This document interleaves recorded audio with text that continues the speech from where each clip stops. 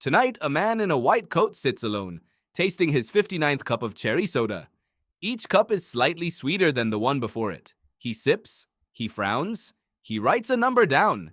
He sips again. He is not enjoying any of this. He is hunting one exact number. And he was not a chef. He was a mathematician with a PhD from Harvard. His name was Howard Moskowitz. And the number he was chasing already had a name. The bliss point. The exact amount of sugar where pleasure peaks. Not a gram more, not a gram less. Too little, and your brain shrugs. Too much, and it gets sick of it. But hit that one peak, and you will reach for another. And another. Moskowitz found that number. Then he sold it to the food industry.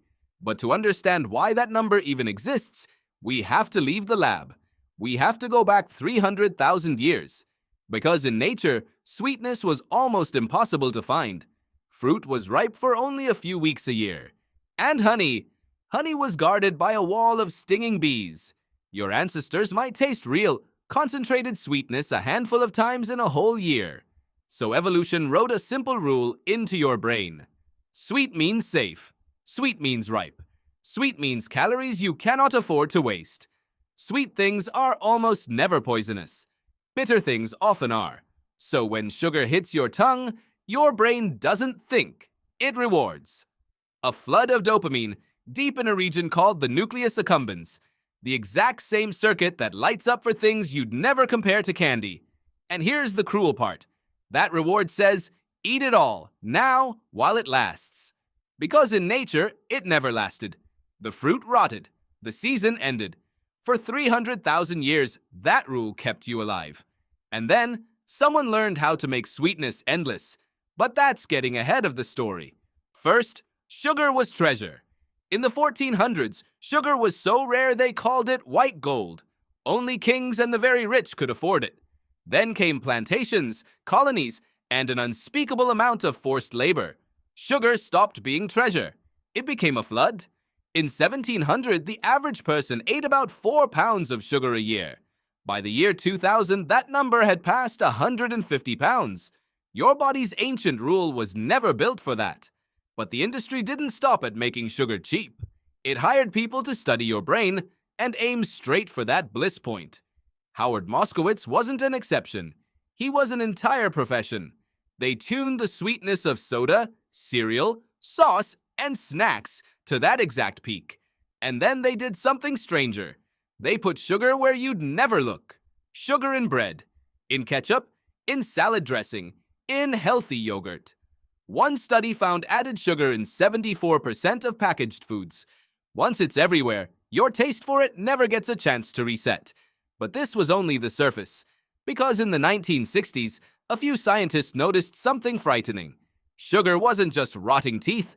It looked tied to heart disease. One man said it loudest.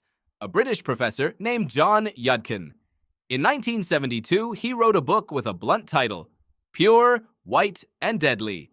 He warned that sugar, not fat, was quietly killing people. He should have been a hero. Instead, his career was buried. Because someone with very deep pockets did not want that story told. They had a name too, the Sugar Research Foundation. And in 1965, they made a quiet, expensive decision. Picture a small room, a few men, a document on the table. They reach out to 3 respected scientists at Harvard, and they pay them roughly $50,000 in today's money. Not to lie exactly, to look the other way. Their job, write a review that points the finger at fat instead. In 1967, it ran in the New England Journal of Medicine. No conflict disclosed. To the world, it looked like pure, independent science. And the world believed it, for almost 50 years. But the worst part isn't the lie, it's what the lie built. If fat is the enemy, then every shelf fills with low-fat food. But strip the fat out of food, and it tastes like cardboard. So to fix the flavor, the makers poured in more of one thing. Sugar. The exact thing that was hurting you in the first place. The cure they sold you was made of the disease. And the truth only surfaced in 2016. A researcher named Kristen Kearns dug the old papers out of the archives. She found the payments, the plan, the names, all of it on paper. By then, the damage had a 50-year head start. So let's bring this all the way back to you. Every craving you fought at 11 p.m., every diet you've quietly failed. You blamed yourself. You called it weakness, no discipline. But look at what you were actually up against. A reward system tuned over 300,000 years to chase sweetness. A number, the bliss point, engineered into thousands of products. And an industry that paid scientists to hide the danger for decades. The average person now eats about 17 teaspoons of added sugar a day. The AMU, the amount your body was built for, is closer to zero. So no, you were never just weak. You were playing a game where the other side hired mathematicians, paid off the referees, and rewrote the rules of the food you eat. You didn't lose to yourself. They just never told you that someone was sitting on the other side. And now that you can see them, the craving feels a little different, doesn't it?